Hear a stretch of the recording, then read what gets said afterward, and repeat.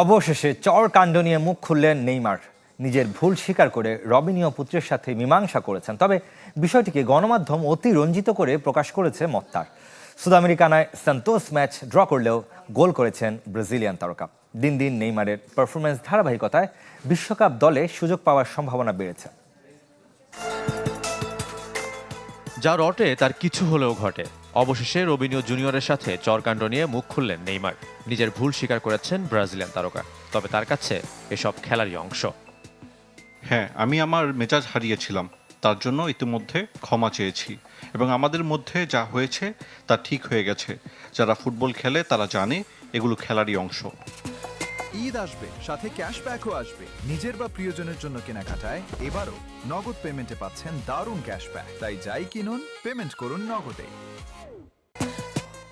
ভুল স্বীকার করলেও গণমাধ্যমে যেভাবে খবর প্রকাশ হয়েছে সে বিষয়ে একমত নন নেইমার। তার মতে যারা তার ভালো চায় না তারা এই বিষয়টিকে অতিরঞ্জিত করেছে। আমার মনে হয় আমরা দুজনেই ভুল করেছিলাম, যা এখানেই সমাধান করা উচিত ছিল। অথচ পরবর্তীতে এটা এমন কিছু লোকের কাছে পৌঁছেছে যারা ফুটবল বুঝে না এবং বিষয়টি অতিরঞ্জিত করেছে। নিজের আইডলের প্রতি কোনো রাগ ক্ষোভ নেই রবিনিও জুনিয়রের। প্রথমে জনসম্মুখে ক্ষমা চাওয়ার বিষয়ে বিবৃতি দিলেও তা থেকে সরে এসেছেন রবসান। ছোটবেলা থেকে নেইমার আমার আইডল। আমার বয়স যখন ৮ তখন সে আমাকে একটা জার্সি দিয়েছিল।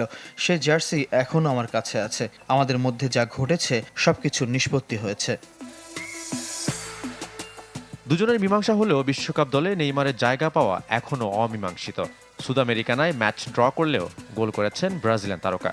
আর তাতেই 18 মে ব্রাজিলের চূড়ান্ত দলে সুযোগ পাবার সম্ভাবনা বেড়েছে নেইমারের। শাফাত মিদুল, চ্যানেল 24।